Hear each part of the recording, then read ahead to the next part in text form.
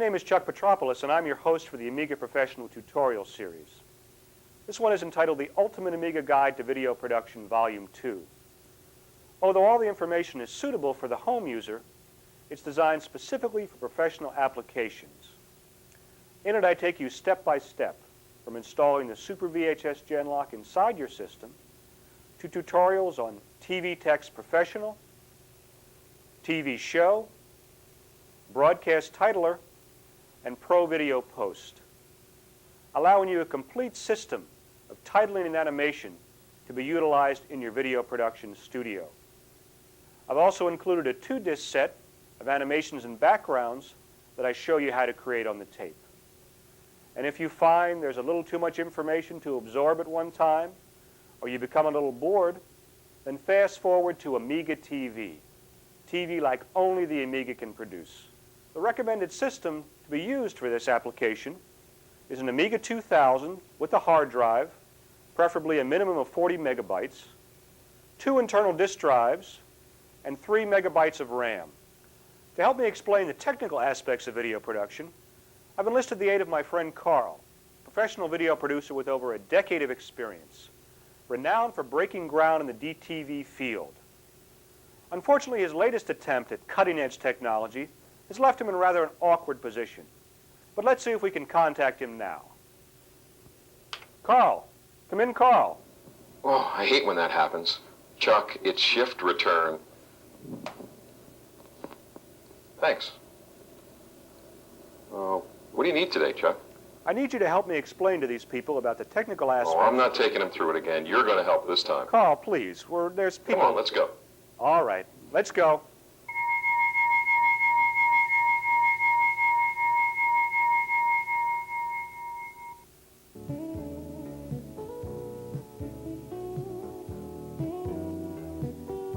The Digital Creations 2000S Genlock featuring YC is designed for the 2000 line of Amiga computers, comprised of a board that inserts into the internal video slot, a remote control console, a breakout box, manual, and software provided. To begin, place the computer on a safe work area. Ground yourself by touching the metal chassis. Next, remove the 2 screws from each side, the 2 screws holding the left rear cover plate, and 3 screws from the power supply. Slide the cover forward and expose the video slot to the right of the power supply. Take the SuperGen board, insert it gently but firmly into the 2 slots. It should appear as shown. Next, on the left rear, align the breakout box, the blue DB25 connector, to be inserted into the connector as shown. Insert that until it locks firmly. Then take your screws, beginning with the upper right. Screw them in sequential order. The last 2 screws affixing the board to the rear. Then slide the top back on, reconnect all the screws. Next, take the DB9 connector from the remote console and screw that on to the upper left. Installation now complete.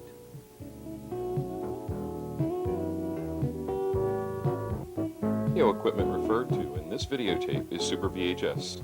The component signal we refer to is the YC signal. The principle is the same in 3/4 inch.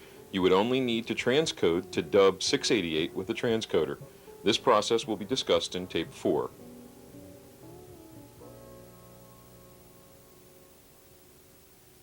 There are 2 methods which we may use to key characters from our character generation programs to video. The least expensive and most common is the composite method. Composite video is the signal used by video equipment at the video input terminal. This signal is a combination of color, chroma, luminance, luma, and sync, timing. The drawback of this method is that by combining signals, we introduce impurities into the signal.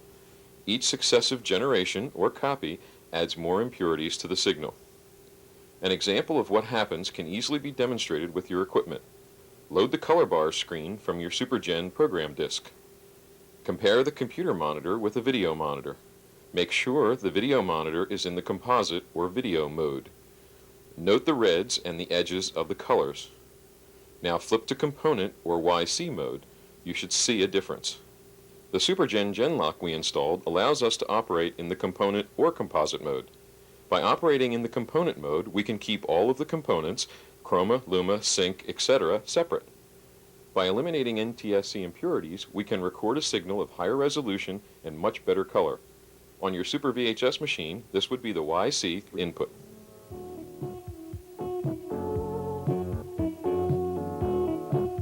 Aliasing is the stair-stepping that may appear on the curve or diagonal of a character. The programs demonstrated in this videotape all incorporate anti-aliasing. Anti-aliasing is the changing or adding of pre-selected pixels to a character edge so that it appears smoother. The resolution you use will also affect the final product. High-resolution overscan gives the best results. On software products with a limited amount of anti-aliasing, you can perform a little of your own. The grayscale works in most cases. For example, if your character is video white with values of R12, G12, and B12, an outline of gray R8, G8, B8 will make the character appear smoother. The results must be checked on a composite NTSC monitor. The high-resolution RGB monitor will still look jagged. The color of the background and the character color will affect the final look. Colors other than the grayscale may have to be experimented with.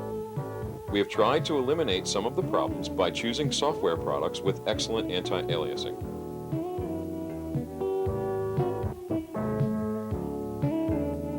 Technical people in the video and computer industry love to talk specs. It seems as soon as you mention that you're using your computer as a character generator, the phrase nanoseconds of resolution is mentioned. This is the method used to compare character generators. This measurement is the length of time it takes the sweeping electron beam in your TV to go from the brightness of the background to the brightness of the character. The more time it takes, the fuzzier your letters. This also means you must use less detailed, larger type. True high-end systems usually have a resolution of 35 nanoseconds or less. Most Amiga products have a resolution of 80 nanoseconds or less.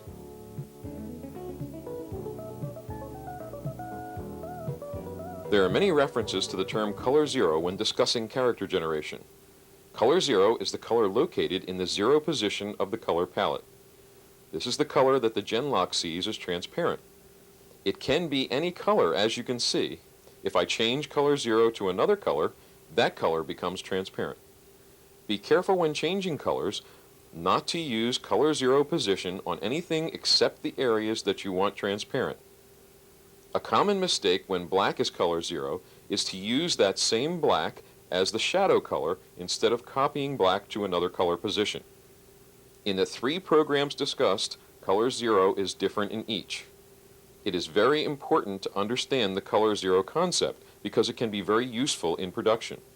For example, let's use this simple technique to make an open window in the background.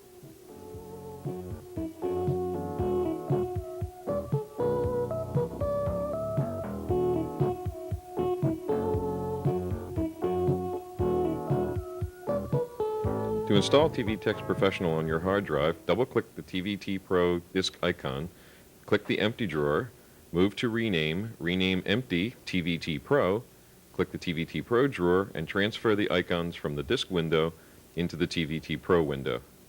Close the TVT Pro window and open the appropriate partition in your hard drive. Reposition the window, click the front-back gadget, and move the TVT Pro drawer into your hard drive window.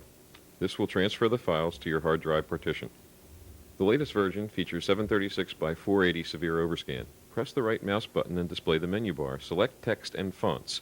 Select Euro from the font requester, and that brings up the font size box. We'll select 61. Press the right mouse button again. That displays the menu bar. We'll move over to text. We'll move down to justify, and that'll show us our justify menu. Justification can be left, center, free, right, or grid. We have keyboard controls to control justification. Let's justify left. Press the right mouse button. That will bring back the menu bar. Let's move over to the render, and we'll move down to preferences. Now that we've selected text and we've selected justification, we'll call up our preference requester and we'll select a preference for our text. The preference requester contains preferences for text. You can assign the most used preferences to the 10 function keys on the keyboard. Well, let's step down through the preferences.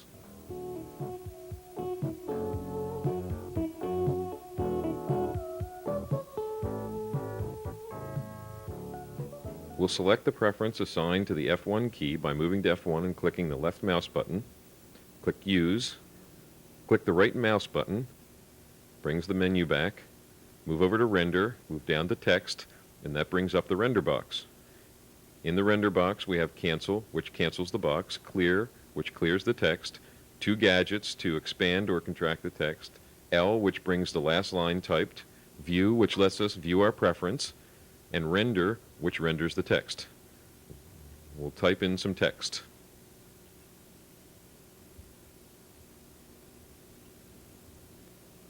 We use the Expand gadget to expand the text. We use the Contract gadget to compress the text, compressing it to the point where the letters run together. And let's return it to its original position. We'll click View, and that'll let us view our preference. And if we're happy with that preference, we can move down into the box and click Render, and that will render our text. When the text comes up on the screen, there'll be two other gadgets, a push pin or a trash can. We can move the text by pressing the left mouse button and move the text up and down the left margin. We can't move it anywhere else on the screen because we've selected left justification. We'll position the text at the top. We use the trash can function to discard the text by pushing the right mouse button when the trash can appears, and that will discard our text. We'll move back up to the render box. We'll call back that line of text by pushing L. That brings back the last line typed. We'll hit Render, and this time that will position it on the screen. We'll move it up, press the push pin, right mouse button, and that pastes our text down on the screen. We'll move to typing in our second line of type.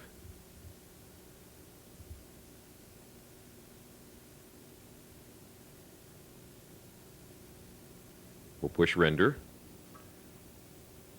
and that will render our text just below the line we've previously pasted. We'll position that, press the right mouse button when the push pin appears, cancel the render box, and we've now pasted two lines of type on our screen. If we'd like to position the type in another spot, we push the right mouse button, move up to Justify. This time we'll move over and we'll select Free Justification. That will allow us to put our type anywhere on the screen.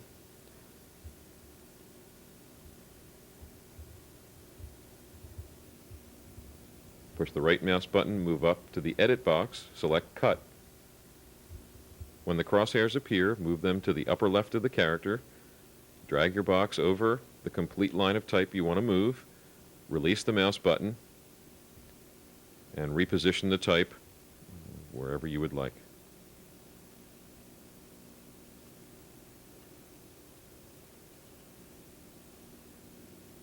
When you're ready, push the right mouse button. We'll go to Cut again, and we'll move this time the word Generation. We'll position that to the right of character. Once again, push pin, right mouse button. This time we'll remove both lines of text, move to Cut, position the crosshairs, drag the box over both lines of text, release the mouse button, and push the left mouse button this time and move the text to wherever you'd like to see it on the screen. Because we're in free justification, you're not limited to moving it up and down against the left margin. You can place it in the upper right-hand corner or the lower left-hand corner, whatever suits your application.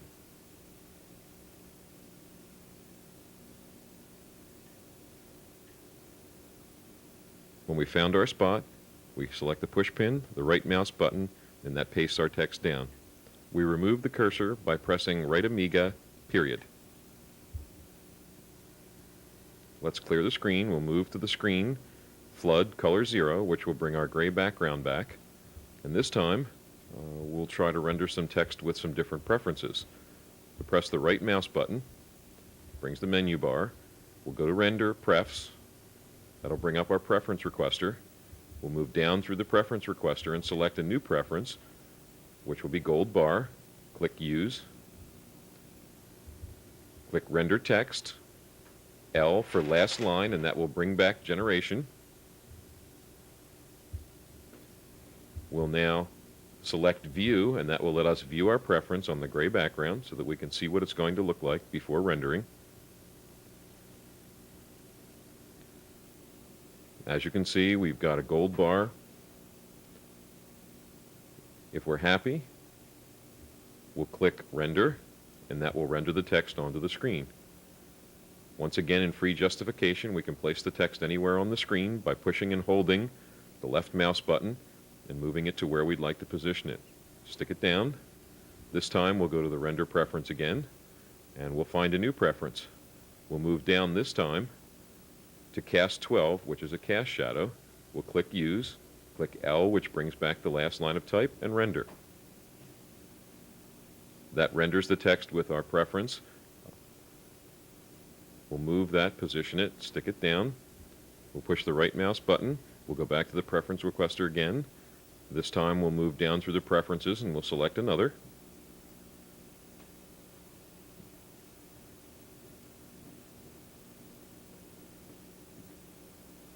This time we'll select Rainbow Shadow. We'll stake that down.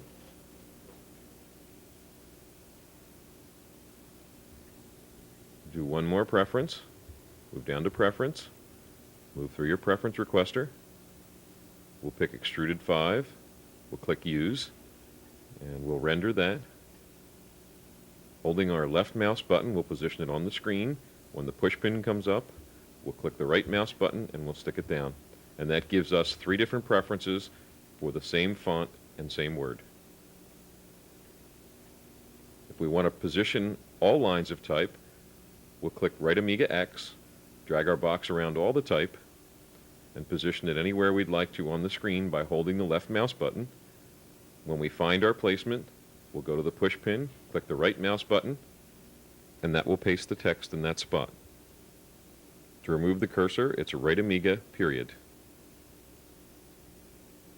To edit a preference, move into the menu bar, select Preferences, go to the Preference Requester, select the preference you wish to edit. In this case, it'll be Extruded 5. Click Edit.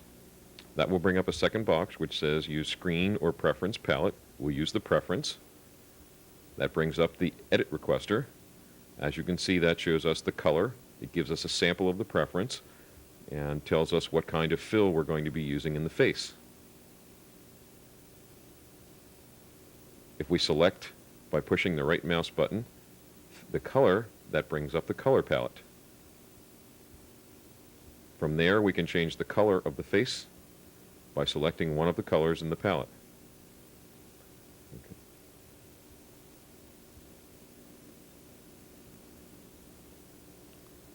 We'll select blue. We'll click the Close gadget. Now we'll move on to the outline. We click Outline.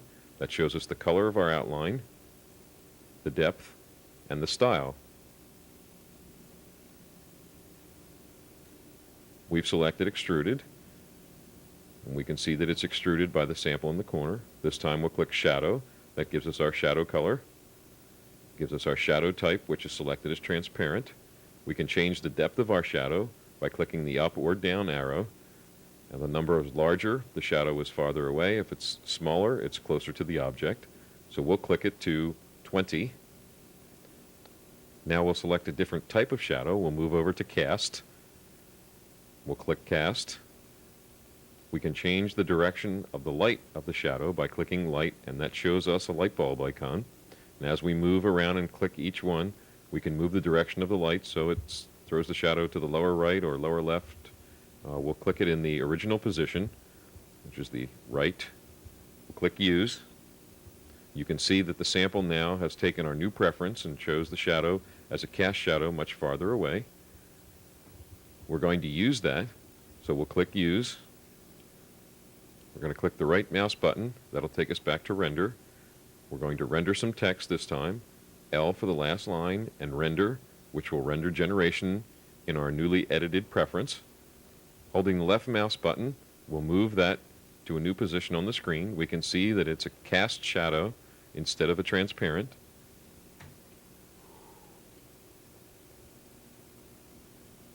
click the right mouse button when the push pin is showing to fasten it down. We'll compare that with our preference.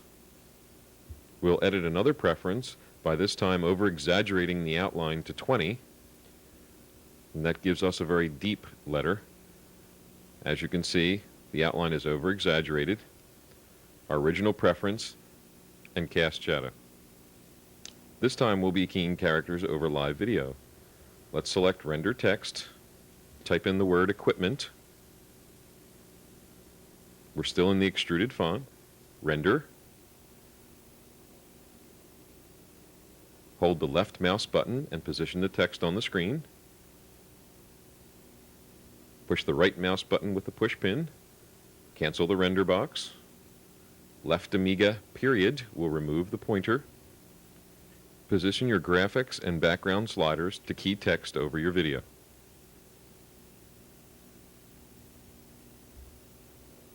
To generate a background, push the right Amiga key, move up to the screen block, move down to dither, and select a pattern. That brings up the palette. Now you must select a range of colors for your dither. If you move through, you'll see that the pink line changes as you move each range. We're going to select range 1, which is the preference range for all browns. Click the close gadget, and the screen will start to dither.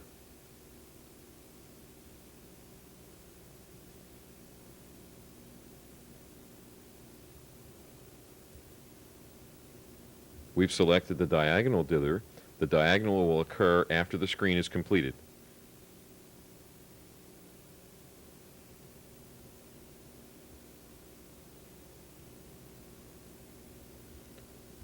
We'll save the screen to disk using the Save Screen block. We'll select the drive we're using. We'll type in the name of the file. This one we'll call Sample Screen.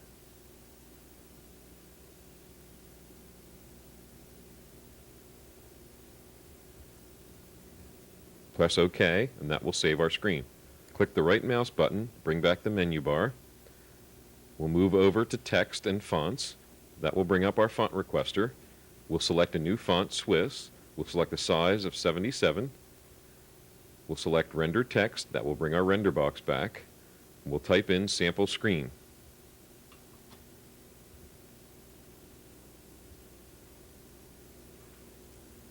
We'll click Render. First we'll click our preference, which is F1, and that will bring back a white type with a black drop shadow. Clicking F1 shows it to you on the screen. We'll hit Render.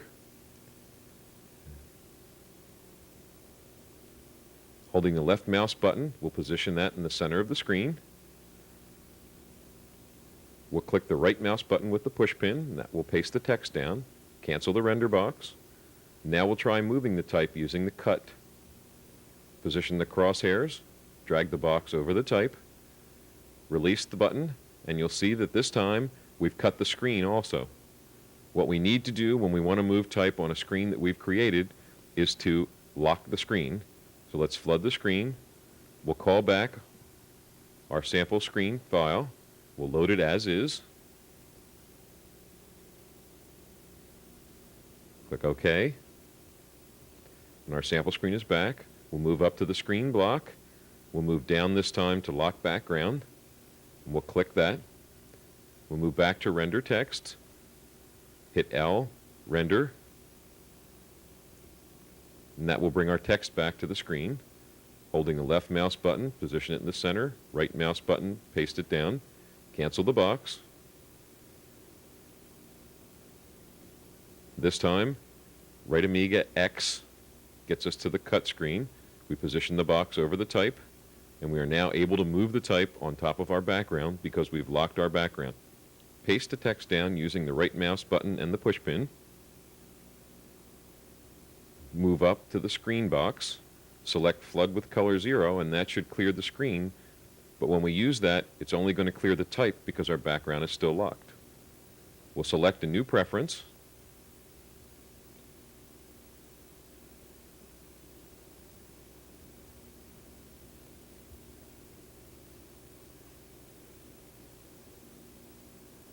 Extruded 5 again.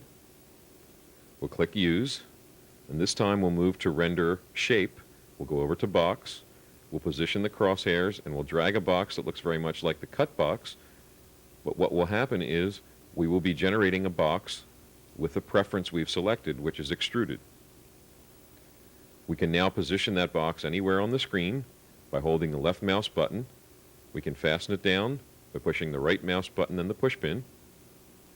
We'll move up to the render text.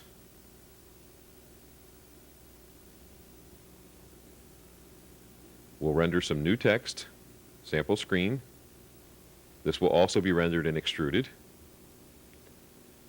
We'll position that down below the box to the lower right. Paste it down. We'll type in TV Text Professional. We'll render that. Position that to the lower right of the screen. Stick it down with the right mouse button and the push pin. We'll now change our preferences by hitting the F1 key. And that will take us back to the white type with the drop shadow. We'll type in sample combination. We'll hold the left mouse button. We'll move that up and place it in the center of the box. Click the right mouse button and the push pin. Click cancel to cancel the render box. And we now have a screen with a box and two different preferences. Flood the screen with color 0. This time we'll move to render horizontal line in the border. As you can see, we've got numbers in the bottom of the block. That is the thickness of our lines. So we're going to render a box. And as we render the box, we're still using the F1 preference. And that will give us a box that looks very much like a picture frame. This box was rendered with a line thickness of 2. We'll discard the box. We'll move up, and this time we'll do the same thing, only we'll use an 8 for a line size.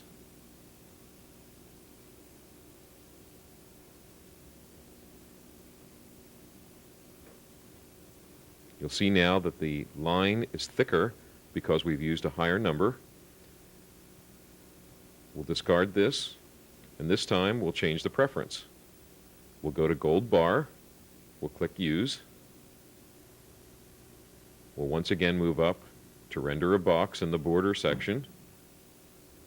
And that will render a box, gold bar, in a thickness of 8. Holding the left mouse button can position the box anywhere on the screen. We'll discard the box.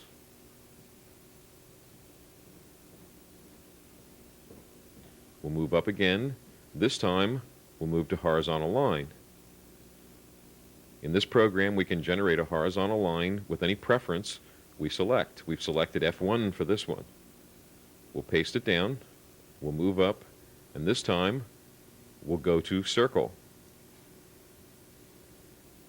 This will render the outside diameter of a circle, rendered in preference F1. Holding the left mouse button, we can position that outline anywhere on the screen. We can render horizontal, vertical lines, circles, ellipses, and we can use all of the preferences in the preference requester or edit and make a preference of our own.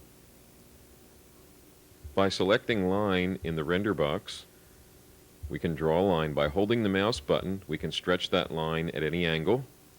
Releasing the mouse button renders the line in the preference we've selected. We'll paste that line down. We'll move to rotate in the edit box. We'll select an angle of rotation. Release the mouse button.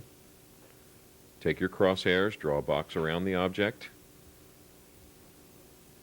And we can rotate the object any direction selected. If we place it down, and we choose this time copy, right Amiga C, draw the box over the object, we can copy the object without moving the original. We can paste that down. We'll select copy again, and we'll copy both lines to an exact duplicate. This can be very useful for building objects and screens. We'll clear the screen by selecting Flood Color 0. We'll select a preference by using our function keys. We'll select gold bar. We'll use the right Amiga key and we'll take render text. That'll bring up the render box. We'll type in the word character.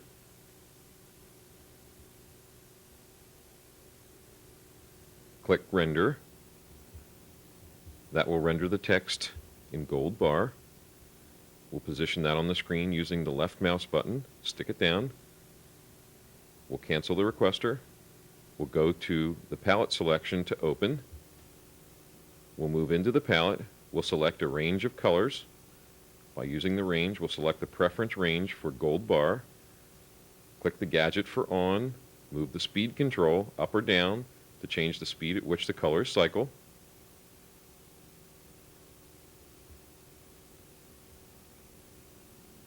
We'll click the gadget. We'll move the cycling the other direction.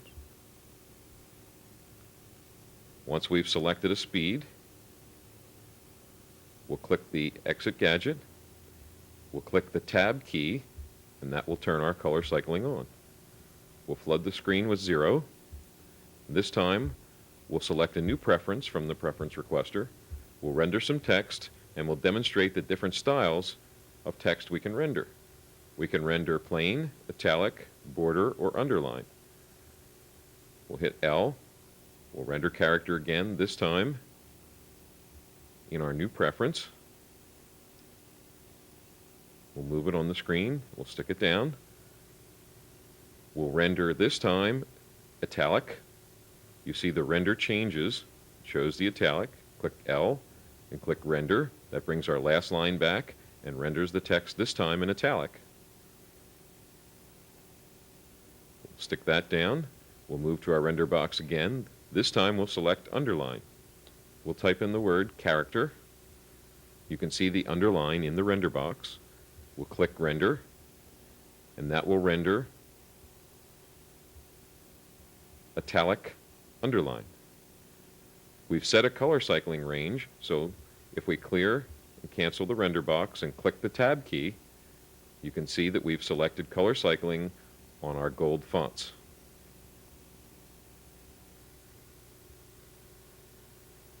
We can open our palette this time. We can select the speed, as you can see, and change the rate at which our colors cycle. We'll click close, click the tab key this time, and the colors cycle much slower. This time we'll go back to the preference requester, move down the preference requester until we get to emboss, click it, click preference palette because we want the preference palette, click use. We'll move into the render text. We'll type in the word Amiga. We'll click render, and that will render it with our new preference, which makes it look like the text is embossed in the background.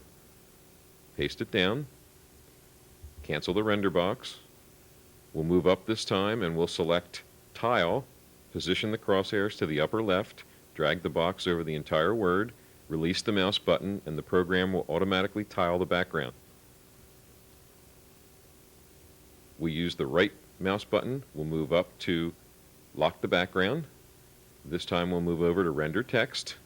We'll select a new preference, which will be F1. We'll hit L for last line, render, and that will render the word Amiga with our F1 preference, which is white with black drop shadow. We can position that text anywhere on the screen by holding the left mouse button. Let's remove the render box. Now if we want to remove the type, we move to flood color 0, and because our background is locked, we've only removed the type. We'll unlock the background, we'll flood with color 0, and that will return us to our gray screen. We're going to load an object in now that was created in another program such as dpaint. We're going to load it as is, and that will load it at the color that it was created in. When the program does bring it in, the preference palette will be the palette that you see the object color in. So we can move that to any position on the screen. Right Amiga key sticks it down. We'll move to the project box. We'll select palette and we'll select object, and that will show us the original color of the object. If we go back to the project box and this time move to palette, we'll select Default. And what that will do is that will remap the colors as close as possible to the existing palette. We'll now load our object as Auto Color.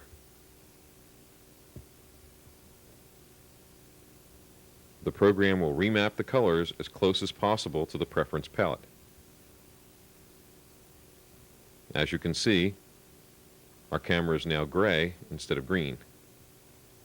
By experimenting with different palettes, you can come up with a pretty good conversion of your 2D object. This time, let's render a preference. We'll use one of our cast shadows, Cast 2. We'll hit Edit. What we'll do is we'll move to Shadow. We'll go to Transparent. We'll click Use. We'll move up to our render. We'll move into our object. And we will render the object face. What that will do is that will render the camera object with the preference, which would be white with a black cast shadow. You can see the cast shadow is transparent. You can see the object is white. We've selected our function of F1, and that's what color our camera has appeared. We'll move up and we'll cut and reposition the camera this time using right Amiga X or using the cut function. We'll hold the left mouse button positioned in the upper right corner of the screen. Click the right mouse button with the pointer. We'll go back to our render box. This time we're going to render face, not object face, but render face. We'll select the same object, and what that will do is that will render the outline of our camera rather than the face with the preference we've selected, which is F1. Rendering the face can be very useful when you're rendering logos. Let's clear the screen, flood with 0. This time we're going back to our preference menu. We're going to select Emboss this time.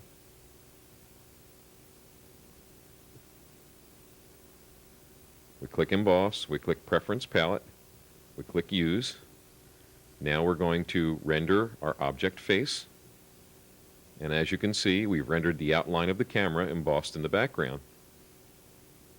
We'll move up, we'll select Tile, we'll position the crosshairs and drag the box over the entire object, release the mouse button, and the program will tile the object on the screen.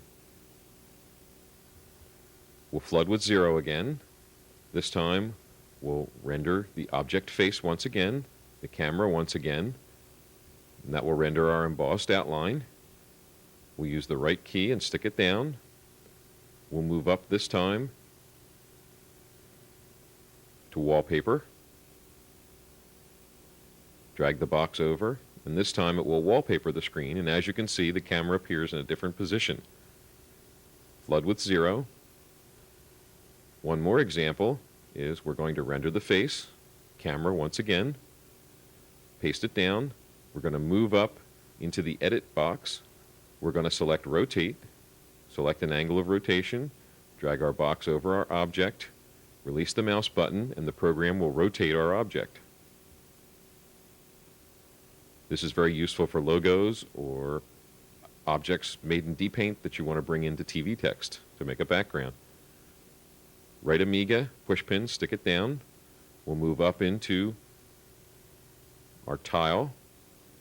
We'll position the crosshairs and drag a box as close as possible to our object. We'll release the mouse button, and that will tile our object on the screen at a rotated angle. For our final example, flood the screen with color 0. We're going to dither a background. So we'll select dither. We'll select the angle that we want to dither. That will bring up the palette. We're going to mix some colors for the dither. We're not going to use any colors in the palette. So I'm going to select and mix a blue-green, a dark blue-green, by positioning the blue slider and mixing some green. And then adjust, click, and I'm going to count 4 palette positions. And I'm going to once again mix a blue-green, only this time I'm going to make it a couple of shades lighter.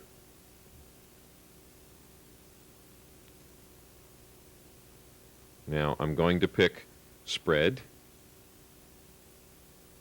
and it will say 2, and I'll click the other position, and what the program will do is make a spread of colors in that blue-green range.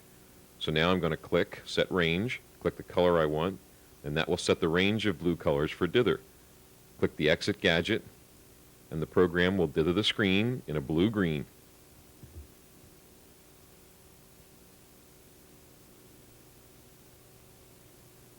Our darker color in the lower right, our lighter color in the upper left.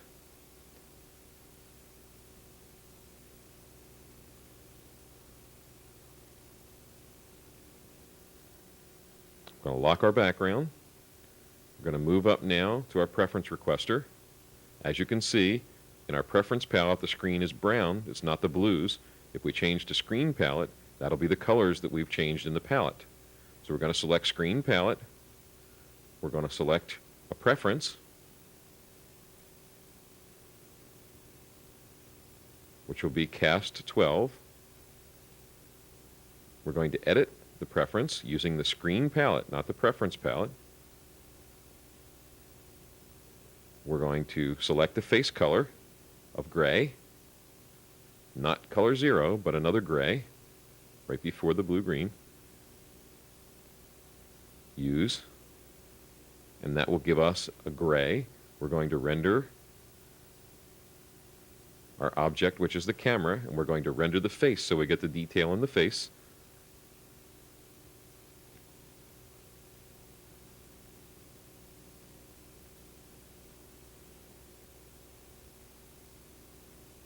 That will bring in our gray camera, just as we've selected in our preference. We're going to position that, right Amiga, push pin and paste it down. We're going to go back up to the menu bar. This time, we're going to select fonts, get our font requester, move through it and select a font. We'll select the size. We also need to render the text, so we're going to select a preference. So we'll push F1. And that will take us back to our F1 preference. We're going to type in TV text. We're going to render. We'll place that on the screen in the center.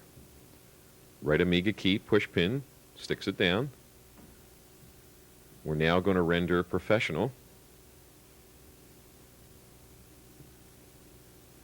Right Amiga push pin, fastens that down.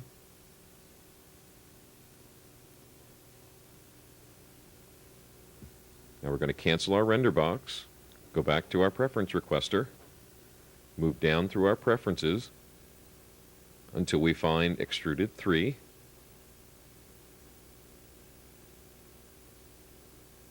We're going to click extruded 3. We need to edit the preference, so we'll click edit and screen palette. We'll click face color, the palette will come up, and we'll pick a face color of the darkest blue that we have on our screen, which is down in the lower right corner. We click that, click the exit gadget, click use, and that shows our preference with a new face color. Using the right mouse button, go back to render, select box, position the crosshairs, and drag your box the size of the box that you want to render. As you can see, we've rendered an extruded dark blue box. We'll position that, paste it down. We'll use the right mouse button, and we'll go back to the render fonts. We'll select a preference, which will be F1. We will now type in the number 1. We'll select render, and that will render a number 1 in the F1 preference. We'll position that, paste it down, remove our render box. Right Amiga period removes the pointer, and there's our completed screen with an imported object, a box, and text. To install the new default for severe overscan on TV text, click the TVT drawer, click TVT Pro, move up and click Info, move down in the info file, click down through the preferences, click the left mouse button to highlight the cursor, type in O scan equals severe,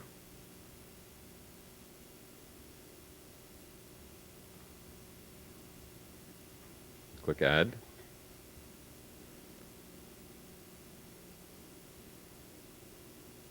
type in screen equals high lace, add NUM colors 16, add, save. And that will save your defaults so that when you load TVT Pro, it goes into severe overscan. Remember also to save your backgrounds before you render text, and save your work every half hour you're working at the computer. TV Show is a transition and effects program to be used with the backgrounds created in TV Text Professional. Saving to the hard drive is the same as saving TV Text Professional. It also includes a complete talking tutorial. Double-click on the Learn icon, and it will load the talking tutorial program for you. I hope you enjoy Scandinavian accents, because that's what the computer voice sounds similar to. But it is a complete tutorial that takes you step by step through how the program works. This is the script window. You can access the TV show menu from this window. Before you can do anything, you must give your script a name. To create a new script, choose New from this menu. To edit an existing script, choose Read from this menu. A TV show script consists of a series of events. You build your script by adding events. You click on the Add button to do this. So as explained, let's create a new script. Take the pointer to the upper left corner, hold down the right mouse button, choose New. On File, let's type in Player, and choose OK. We're going to add an event, click with the left mouse button. A screen event, click with the left mouse button. Place Disk 1 in DF0, click DF0. Load that information in there. Then click on Screens, then click on Clear 704, click OK. Click left dwell arrow twice till key shows. Click Done. Click Screen. Click DH1. What I'm doing is illustrating how I created the opening effects for the TV show opening. I'm going down here into the Learn directory. I'm going to choose the TV show screen that you saw come up at the beginning of this segment. There's the TV show pick. Click OK. Click to cut. Pick a different transition. Pick a roll up. Put the dwell to 3 on that one. Click Done. We're going to add an animation now. Again, we're going into the directory to find an animation. In this case, the Zuma Group animation. Zuma Group, the makers of TV Text Professional and TV Show. Animations can be created in Deluxe Paint 3, as was covered in Video Production Volume 1, the tape previous to this one. So I'll choose Zuma 1 Animation. I'll set the delay to 3 by clicking the right arrow over there. Move the arrow over, click Done. I'm going to add another screen. Place Disk 2 in drive DF1. Click DF1. Click Backgrounds. We're going to choose a background from that. Move your up and down arrows to access the different choices within the backgrounds. We're going to choose Blue Background, which was created in TV Text Professional. Choose a cut. Choose a different type of a transition there. Kind of a blind closing. Choose Done. Choose Object. We're going to load an object onto that background. The objects are located in DF0, not DF1. So click DF0. Choose Objects. Choose Camera Brush. Choose OK. The program now loads the screen blue background picture and also loads the camera object on top of the blue background. When it appears it has a crosshairs, position it where you want it. Once you've decided, click the Close gadget in the upper left-hand corner. Now choose an On transition. Choose that, Done. Next we'll choose an Off transition. meaning that the picture will come on in one way and go off in another. We'll also change the speed to a 10. Click Done. Click Done. Click Play to play the sequence. Let's play all the sequence we've created. Click Play again. Now loads the information of the screens and the animation. So this will begin from the very beginning in terms of the sequence. And in fact, I've added an extra image over the initial sequence that we saw. So we have the TV show screen coming up, and we have the Zuma animation, just as we had in the beginning of this segment. And in addition, now we have the screen load with the blue background, the camera appear, and the camera disappear on the two different on and off transitions. So we've completed an entire sequence here. Now let's save this. So we'll click Done. Go up to the menu, holding down the right mouse button. I'm going to choose Save, and the revised player script is now saved. So we're going to move on to a new project. Going to load an animation of the spinning video camera that's included on disk 1.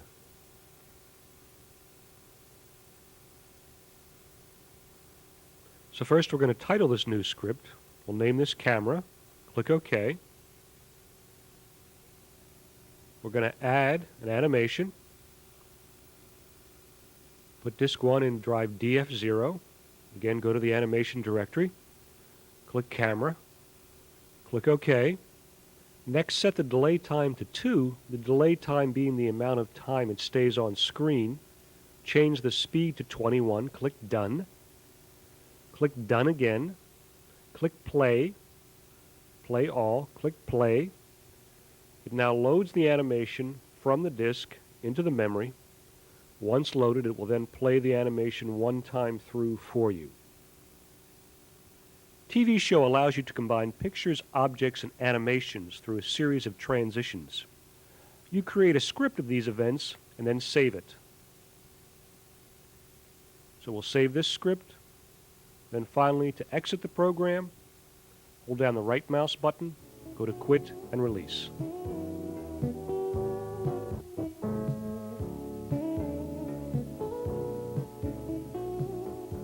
To install on the hard drive, double-click on the BT icon to open up the window.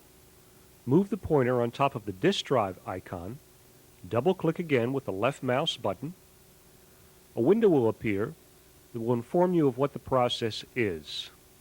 What we're going to do is type execute BT install to the device we care to have it go to. In my case, a second partition called DH1. Remember, no colon afterwards. Hit return. It then loads the necessary information into the computer, and this process takes several minutes. Upon completion, it will inform you it's done and return you back to the original window. Then from the partition that I've saved it into, I can move the box, holding down the left mouse button, taking the right mouse button up to the menu Special Snapshot to snapshot it in place. Can do a similar process for the window, and close the other window to conserve memory before opening up the program. Double-click on the running man, and your initial screen will be a blue patterned screen. To begin, let's bring up the menu by pressing the right alternate key. The current choice fonts highlighted in pink. Press alternate again to view the submenus. Page through those with the up and down arrow keys. The first thing highlighted is color groups. There are 4 color groups to choose from: gray, red, yellow, and white. To move through the submenus, we use the right and left arrow keys. Press right arrow key once to be able to view the different styles of fonts. There are a number of fonts supplied with the program. Kara Chisel Serif, a color font, is accessed with F10. Press F9 to return to normal colors. And as you see, there's a number of fonts that are supplied: Sports, Swiss, Holiday, and the Kara color font. This is an example of the different fonts and the styles as they would appear on screen when in use. So now we want to get out of this. We want to go up to the menu above it by pressing the Escape key to move us up to the menu above. Now press the right arrow key to Edge, hit the right alternate key, and we're in the Edge and Shadow menu. Press the up arrow key to raise the size of the outline, as you can see. Let's take it back to a 2. Press your right arrow key to the size of shadow, up arrow key. We'll choose 6, as you can see. Gives you a choice between a cast and a fill shadow. This is the direction of the shadow, as you can see. And the last selection is for a 3D color font extrude or a solid shadow. Again, press your Escape key. Back to the main menu. Escape key again. Now we have a screen we can type text. Let's type sample text. Hit your return key. Hit your alternate key. Move back to the font menu. Press your alternate key again. Let's choose a different font. Let's choose the color font. Press the F10 key.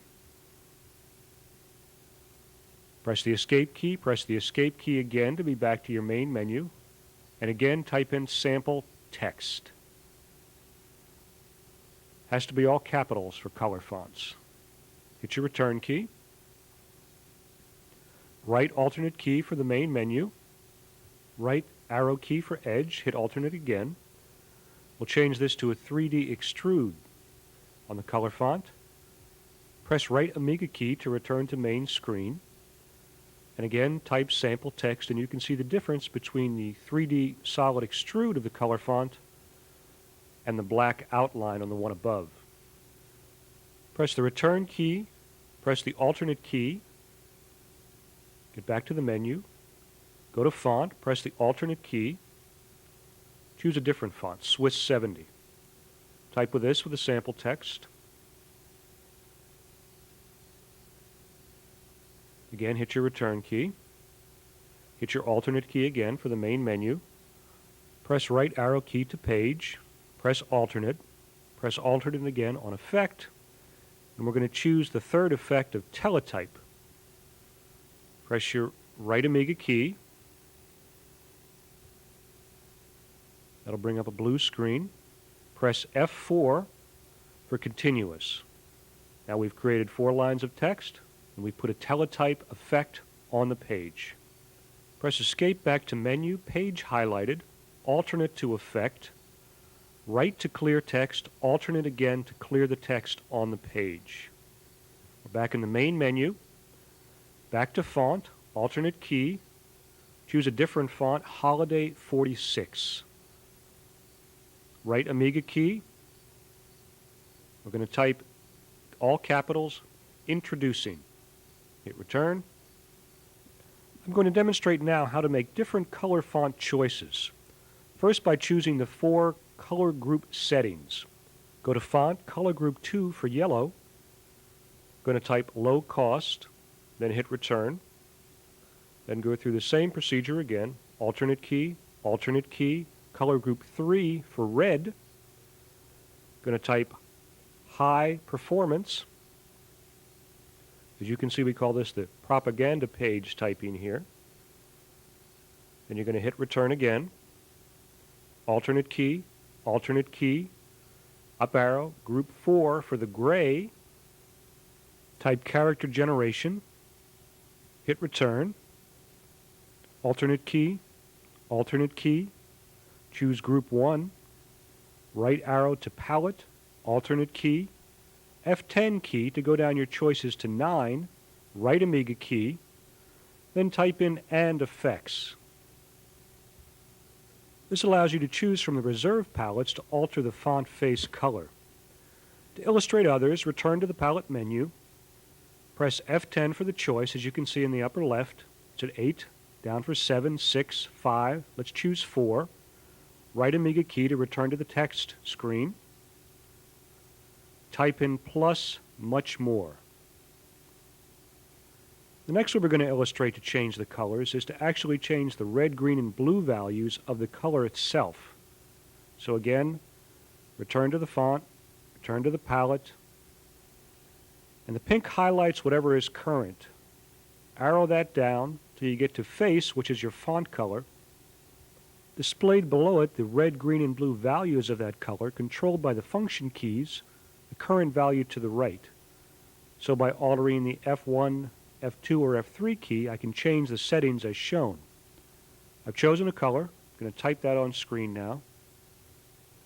Your only limit is your. Hit return. Alternate back to fonts. Alternate back to palette. We'll change the color one more time. Press the F7 key to bring the green value down from 12 to 3, a choice of out of 4,096 colors. Hit right Amiga key again. Type in imagination. Next we're going to go back to the palette and set the face color to white. Press the F1 to bring the red up to a full 15. Press the F2 to bring the green up to a full 15. And the F3 to bring the blue up to a full 15, which is white. Return to the text screen. Cursor up to the first line, and we'll do some editing functions. Press the Shift and Delete on the numeric keypad to delete a line. To insert a line, you press the 0 on the numeric keypad.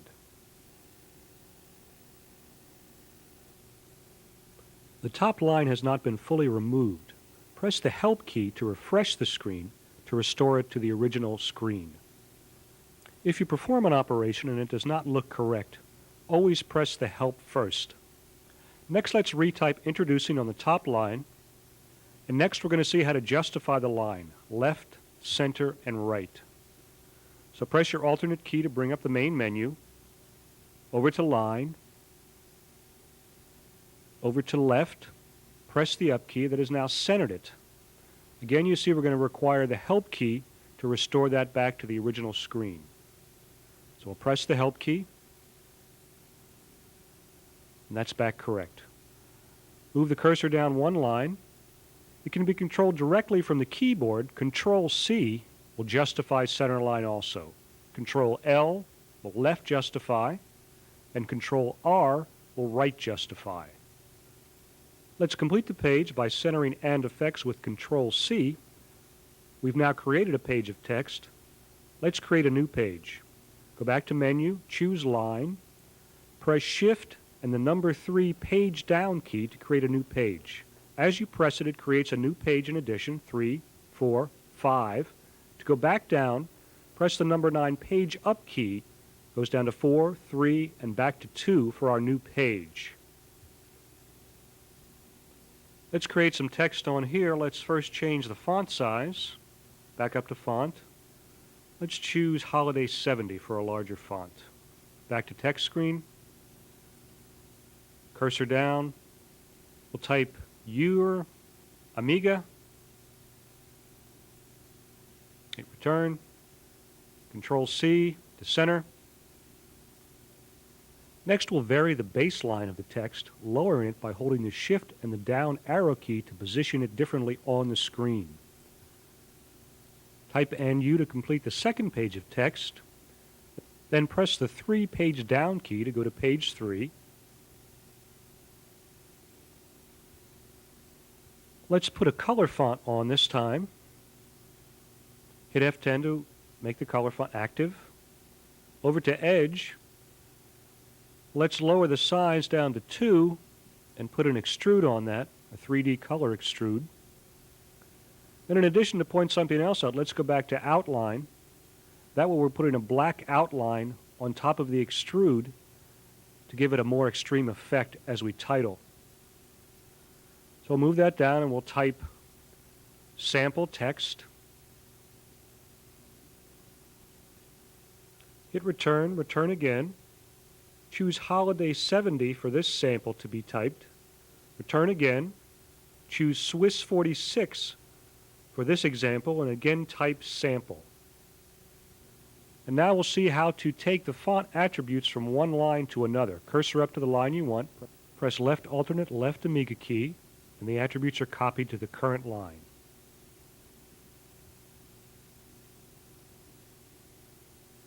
Next, we're going to create some different backgrounds. Let's choose a Swiss 70 for the font size, then hit Return to bring the line down to the bottom. Bring your menu back, go over to Page, go over to Pattern. First we'll choose Auto Rainbow and hit the right Amiga key.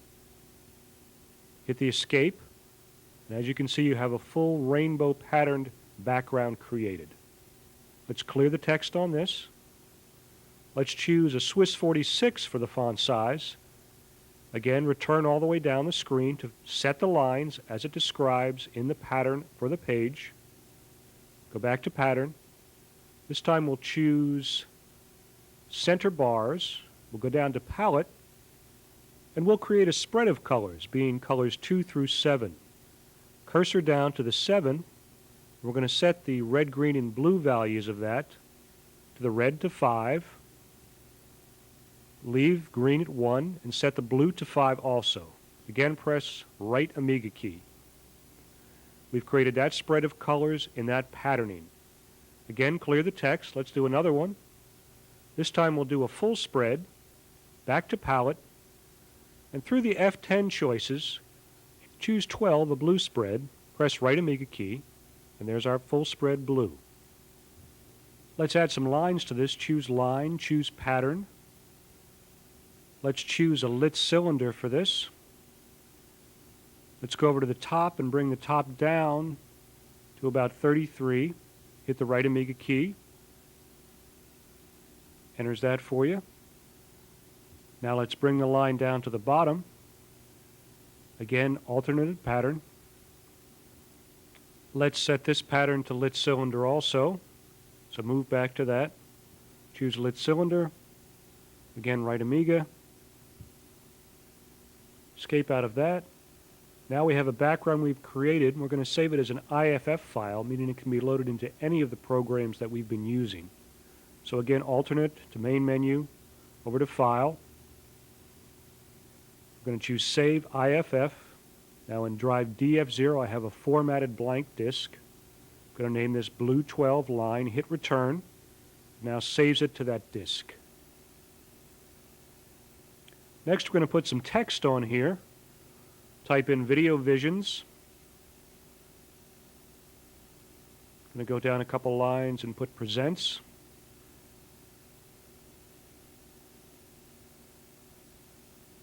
Next, we're going to put some transitions to this. Choose Page. Go to Effect. And we'll choose Slide On for this one. Press F2 to get out of here. Press your mouse button. This is how it slides on with that transition effect.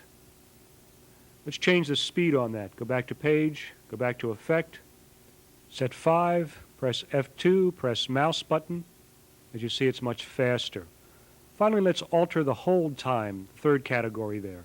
Let's set that to 403, and therefore it holds on screen longer. Now let's save this whole sequence. Go to File, go to Save Sequence, name it, hit Return. Next we'll convert some fonts. Double-click on the BTF converter icon until your initial menu appears. Place a blank formatted disk in drive DF0 and the fonts to be converted in drive DF1. Press F1, Return. Press F2, Return, to assign those destinations. Then press F5 to bring up a listing of the fonts in drive DF1. We're going to choose Digital Font 41, which is included in the 2-disc set. The computer begins to read it, going through all the characters until it is done, then informs you to hit Return again, and then writes that information to drive DF0 to your blank disk. To use the new font, escape out of here, load BT, choose File, choose Load Font, hit Return on BT Fonts Load, go to Font, go to your font selection, and cursor through that until you have your new font chosen, which appears as Digital 41. Next, we're going to load an object. Choose File, choose Load IFF. Having loaded Disk 1 in drive DF0, go down to Objects. From the Objects, choose Camera Brush. Next, go to Line, go to Picture, and we'll position on screen where we want the picture to enter. We'll move the left over to 192, and we'll move the top down to 54. You, of course, can position it where you choose to in terms of the background that you're trying to create. Press the right Amiga key, loads the object in. Next, we're going to set the different line transitions. So go to Line, go to Effect. We'll choose a slide to the right. And go down one more line, continue the process, going down as many lines as is necessary as is the size of the picture.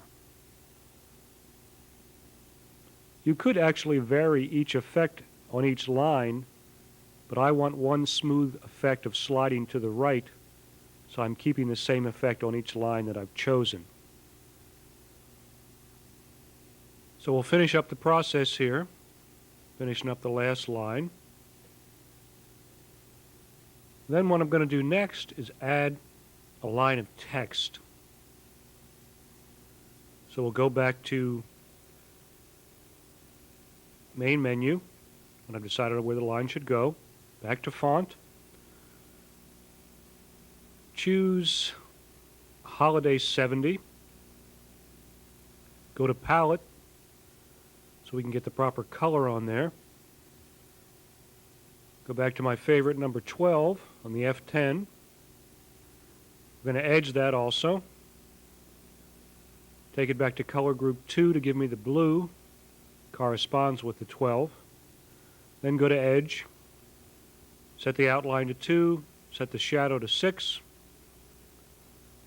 Go back and put some text down now underneath the object of the camera that we've loaded in, and set the transitions on. I'm going to type in Live Tonight, Control-C that to center it, and I want to illustrate how to change the spacing between the letters. The Shift right arrow key increases the spacing, and the Shift left arrow key reduces the spacing, as you can see being illustrated. This is useful when sometimes you can't fit all your letters on the line, or you need to widen them to give a proper proportion. Next, let's copy this to another page. Choose Page, choose Copy, right alternate. Then Shift 3 page down to create a new page. Then choose Paste, alternate, and it copies that to the second page. Now let's remove that line of text, pressing Shift-Delete key. Let's type in a new line of text, Amiga TV. Now we have two pages, page 1 and page 2. Press 9 to go back to page 1.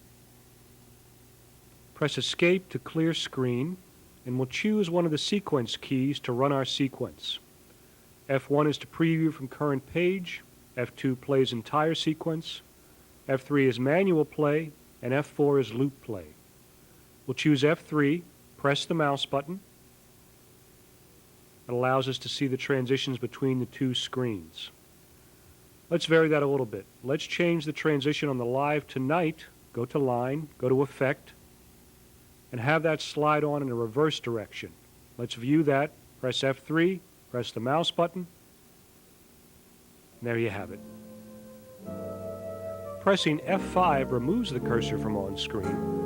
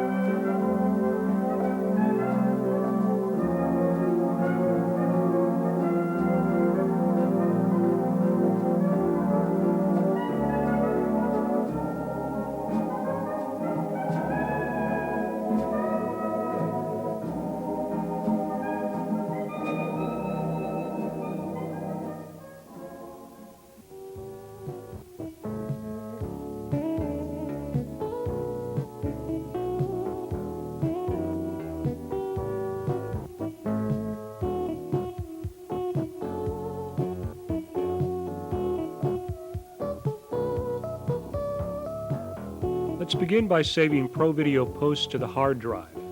Choose a partition that contains the shell, double-click on the shell. I'm resizing the window for ease of convenience. Type copy JDK colon space 2, whatever partition you care to put it to, or as they recommend if you've created an entire partition for it. In my case, DH2 colon, hit space, all, hit return, and it now copies all the necessary information into that partition for you. This takes several minutes. When it's completed, you next have to edit the startup sequence to assign this to that partition. So you type ed s/startup2, hit return. Move the cursor down with the down arrow key.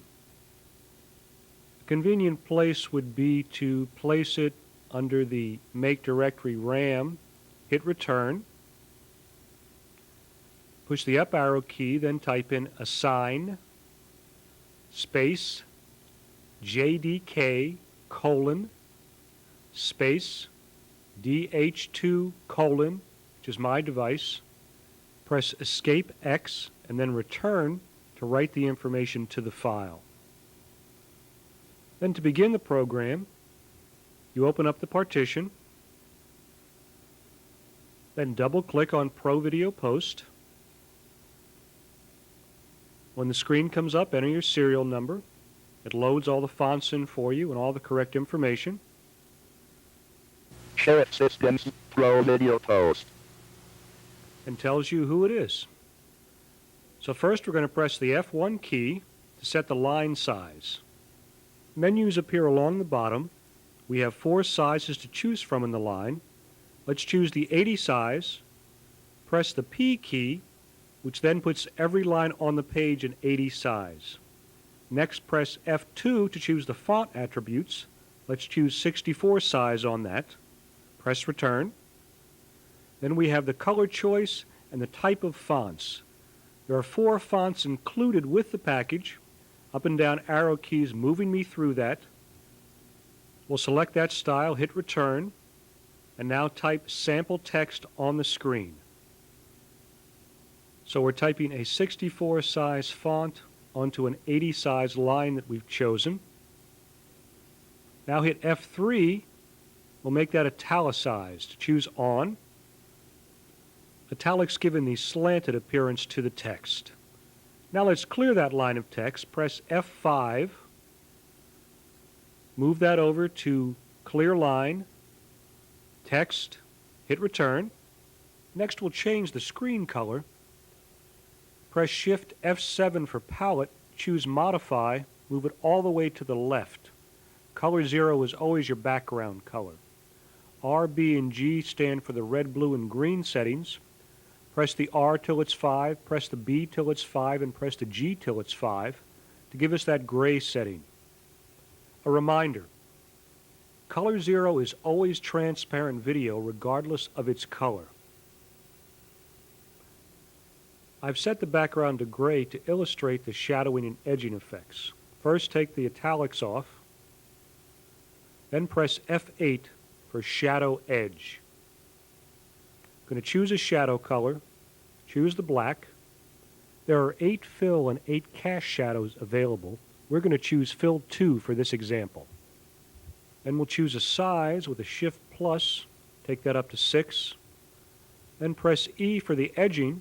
We'll choose an edging color, again the same black. Press the Shift plus to take that up to 2. Hit return. Move your cursor all the way to the left with your left arrow key to start it on the beginning of the line. And we're going to type in sample text again. Now you can see it has the shadow and edge that we have chosen from the F8 menu.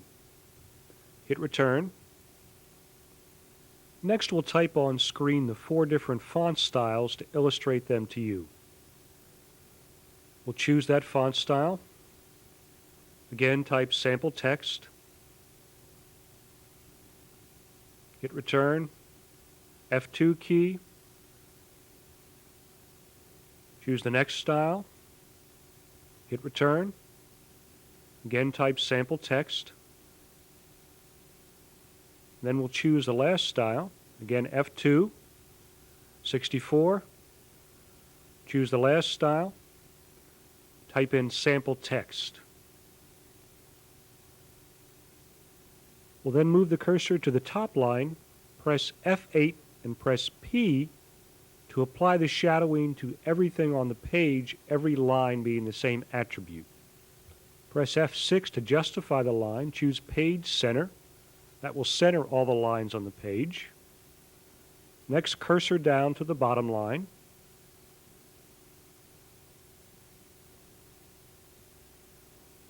And we're going to press F7 to underline.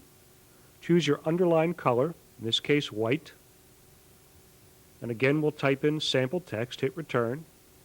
Type in sample text, and as you can see, the cursor has a right angle bracket signifying the underline is in effect. So you want to type in sample text, hit return. Again, we'll go to F6. We'll choose justify line center, press return. Now that is also centered. Next, we're going to create a new page, but first let's remove the underline. Press F7. Press the minus to turn it off. Hit return. Press Shift F1 to go to a duplicate page. Press the up arrow to go to page 1. Press the down arrow to go back to page 0. Now we're going to copy the palette from page 1 to page 0 to bring it back to the normal palette. Select Copy. Enter 01 for the page to be copied. This is an easier means to return the palette to normal rather than going through the Modify. Next, I want to illustrate the different colors that are available on the fonts for you. There are 16 available colors. Never use the leftmost color 0 because that will be transparent. But you can select the colors from the palette. As we've selected yellow from the palette, we can then return back, choose the turquoise from the palette. And in fact, we have a selection from 4,096 colors available to choose from as the font color. One more example, we'll choose the green.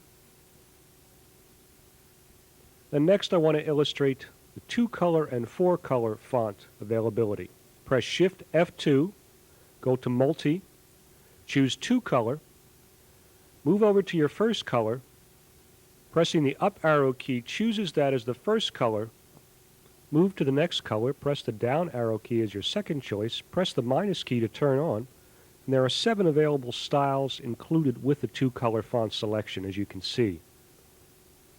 We'll choose the split, then we have to return to the font menu, pressing F2 for that, to select the 2-color font choice. So we go all the way to the left, and there's a 2-color font choice. Hit return. Now we'll type text on the screen. Then we have a 2-color split. Let's vary that. Press Shift F2, back to multi, back to 2-color. Let's make another choice out of the 7 available selections. Let's choose the metal look. We'll choose that, hit return, and that replaces the split with the metal look. Next, let's press Shift F2 again. Let's go to 4-color this time. 4-color has 7 choices available also.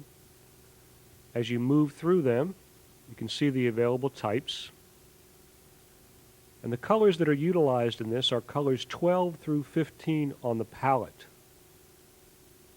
So we'll choose this one. We'll type in sample again. And this is how the 4-color spread looks using that variation. In fact, you can determine the look by determining what colors you put from 12 to 15. So press Shift F7, go to Modify, cursor over to the last 4 colors, and by changing the R, B, and G values, you can alter the color of those 4 colors. Right now I'm altering the number 12 color, as you can see, and if you notice on screen, the bottom color is changing to a yellowish color. If I move to the next one, The next layer of colors will be altered. I move to the third one. The third layer of colors will be altered. And then if I move to the final one, the top layer of colors will be altered in this example.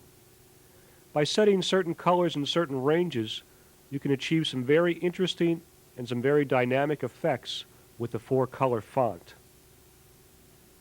Next, F5, clear the page. Choose Shift F7, select to view the 15 different stock palettes that are also available to give you a choice of colors for your font or for background creation. This next example, I'm going to show you color cycling, and I'm going to select palette number 2. Hit Return, then choose Modify. Again, hit Return. I'm going to cursor over to the left and change the background color to a gray, making the R, B, and G values 5 each. And we're going to return and return out of that. We're back into the text entry mode. What we're going to do is choose a different color for each text element in this example. So we'll press F2 to get back into font. Choose the first color, all the way to the left, the first goldish color, and type a capital S, F2 again. Move it over one more color. Type the A with that color.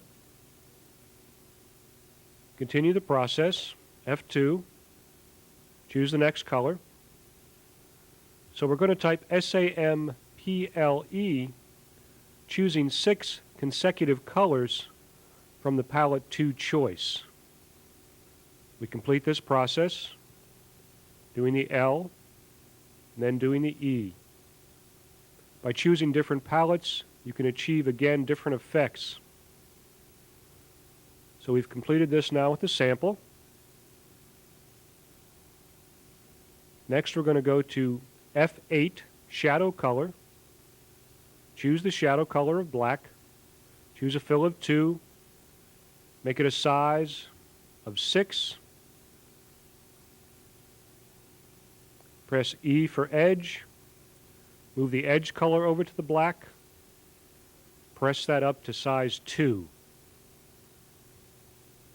Again, hit return. That applies those attributes to the text we've already put on there. Let's justify that into the center. Next, let's move the line down one. Press Shift F6, choose down.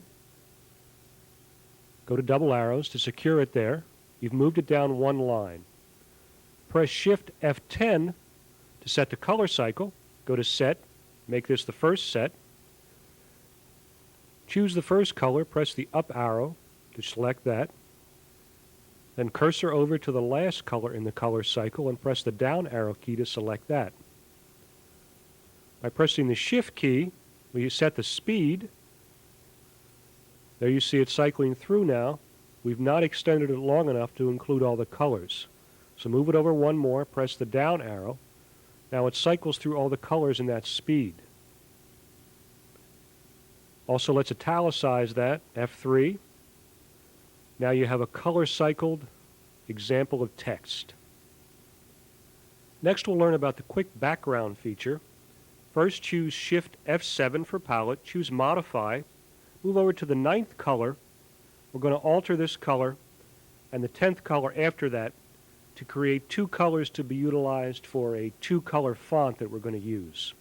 So once we've modified those two by changing the R, B, and G values of both, hit Return, choose Shift F2 Multi 2-color, and we're going to choose the first color, number 9, press the up arrow, and the next color, press the down arrow, then press the minus key to turn it on, and we have our 2-color choice. Let's choose Quad this time.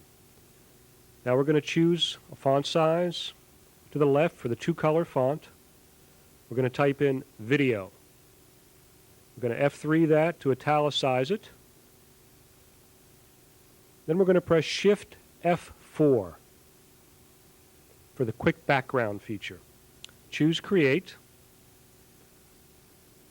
Press the minus key to select what portion of the line is to be used for the quick background. When you've decided, press return. We'll choose tile. Now it tiles the screen with that video pattern. Press escape for a full screen. Press escape again to be back in the edit mode. Let's delete that line. Clear the line, text. Next, let's save the background. Choose Shift F3. Choose Save. In DF0, put a formatted blank disk. Choose the highest resolution. Choose DF0. Choose choice number 2 and name it Video. Hit Return. Next, let's clear the background. Choose Shift F4. Choose Off.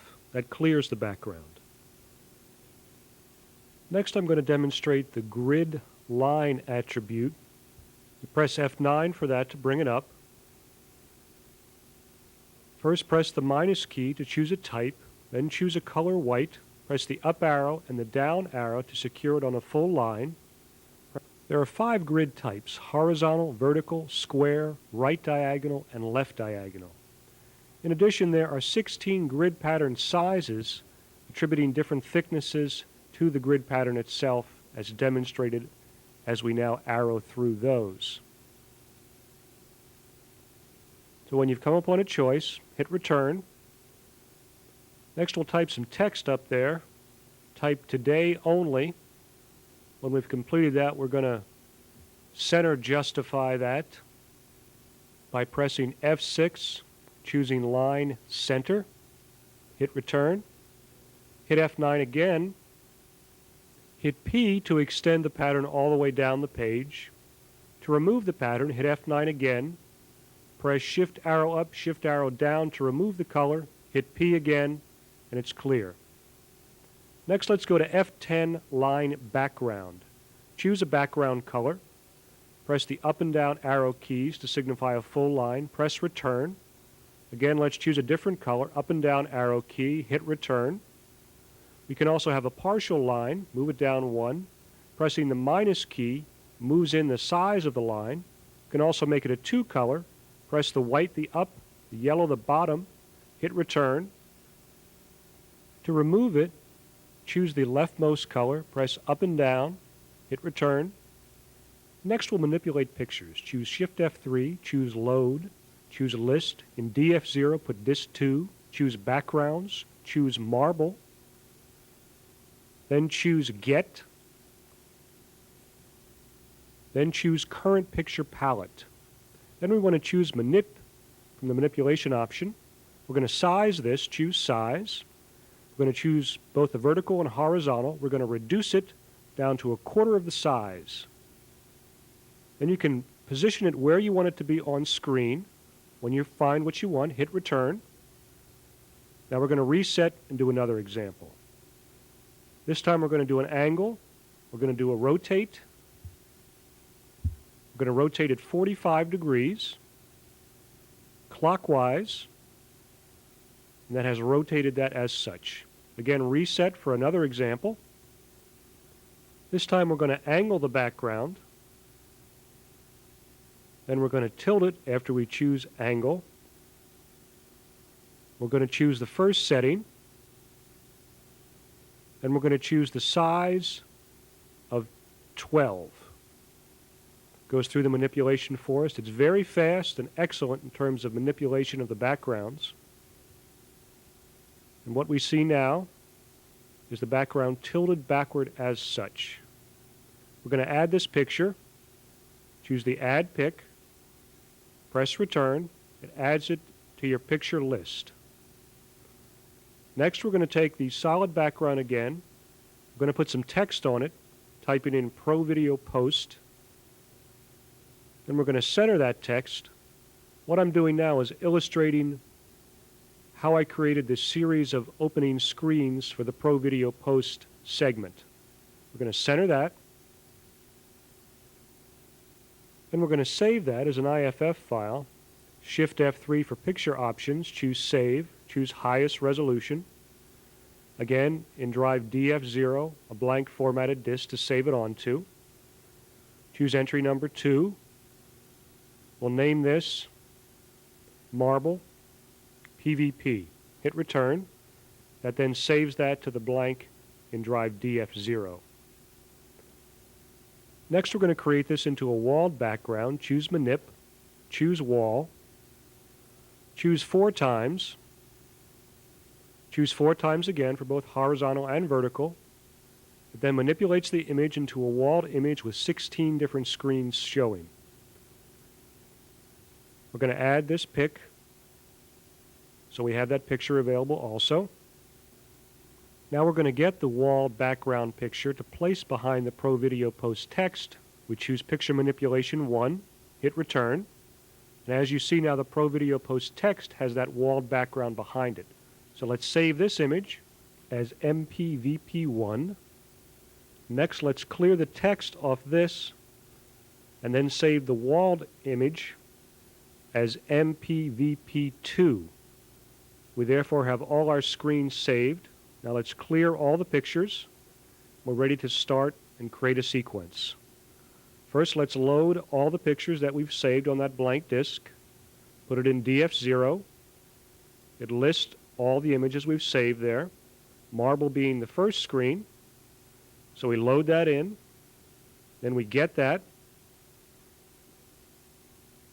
If you only have 3 megabytes of memory, you may find that only 3 screens will load at one time for you.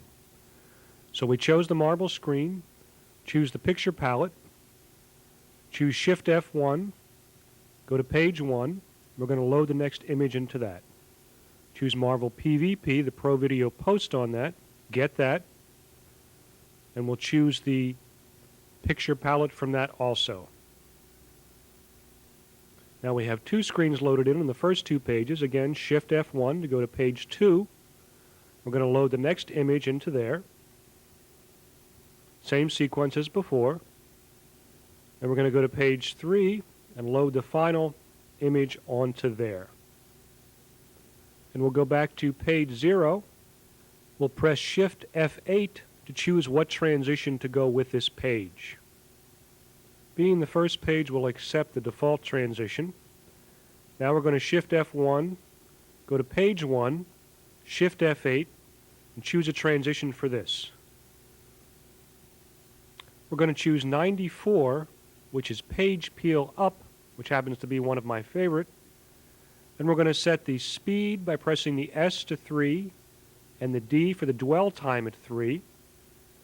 Then we're going to press Shift F1 to go to page 2, Shift F8 to go to the transition on this, and we're going to choose the page peel going down, which is number 95. Again, we're going to set the speed to 3 and set the dwell to 3.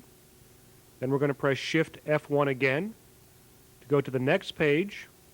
Going to press Shift F8 to choose a transition for that.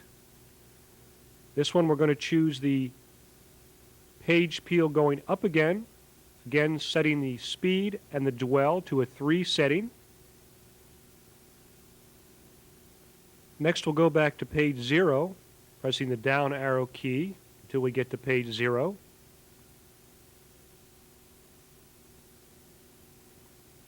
Then we'll press Escape to be in the page mode.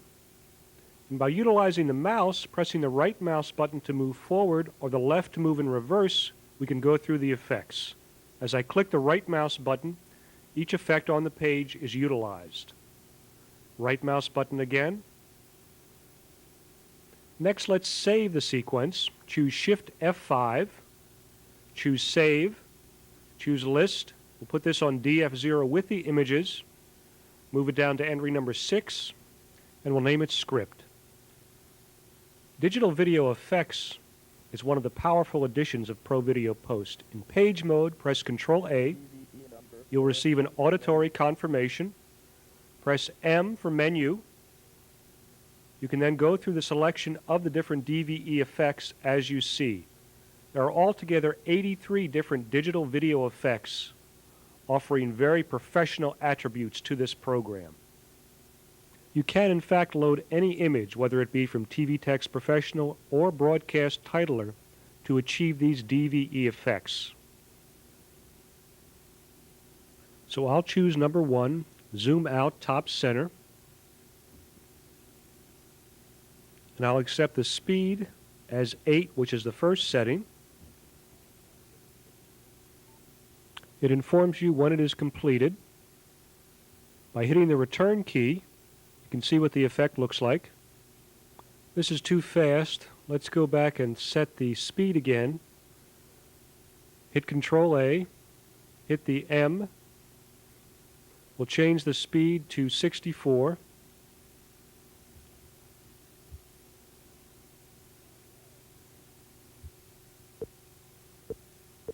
Ready. Again, it informs you when it's completed. Hit the return key, and as you can see, the speed is much slower and a nicer effect.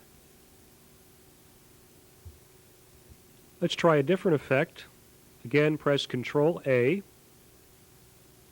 Enter DVE number or M for menu. Press M for the menu. Then I type 41 for the effect.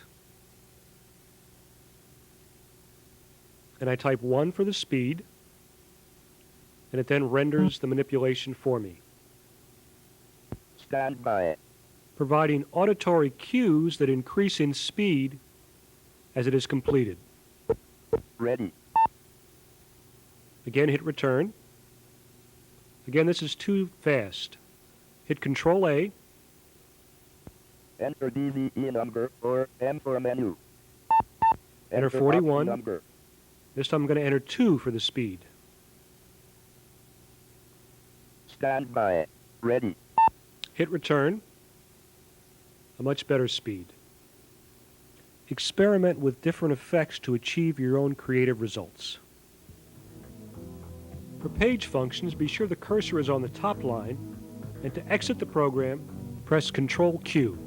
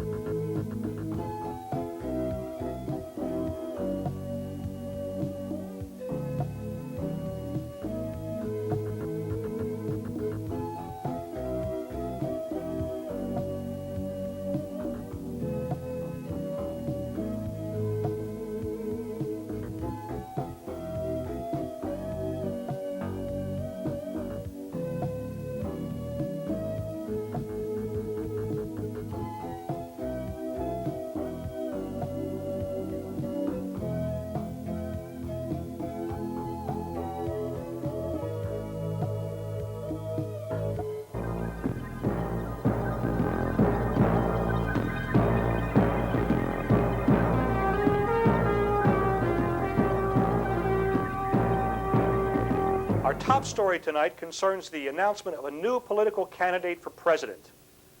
Popeye the Sailor today threw his hat into the political ring.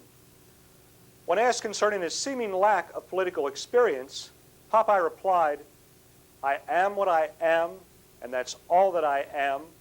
I'm Popeye the Sailor Man, toot, toot." In an unrelated story, the National Dairy Association today announced it has developed a new genetic strain of milk that actually has the ability to transform matter. We have obtained exclusive footage of the event.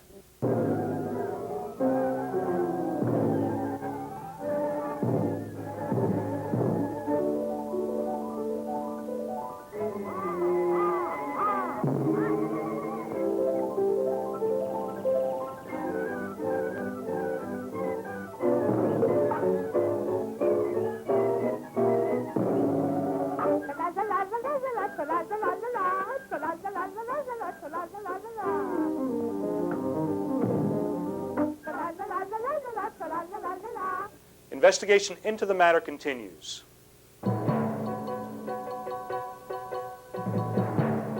This week on Nature's World, trees, man and dog's best friend. On the computer scene, Commodore International today announced the release of its new Amiga 20,000. It has the ability to run all software, has direct output to a satellite dish, can cook clean, describe all of your past lives for a price of under $300. Available soon. The following is an Amiga TV editorial reply. Hi, I'm Rosanna Dodana, and I'm here to do an editorial on computers. You know why I like computers? Because I get to be on TV, and I even get paid to be on TV. Opinions expressed are not those of the station. Responsible comment is invited. Now let's go with the sports scores. Stay tuned later tonight for Amiga TV News special report, The Ram Game, Memory for Hire, hosted by Elaine Brock. Tonight's segment, The Forgotten Family. It's wacky. It's wild. Coming this fall, Commodore Trivia Challenge. I want my Amiga TV.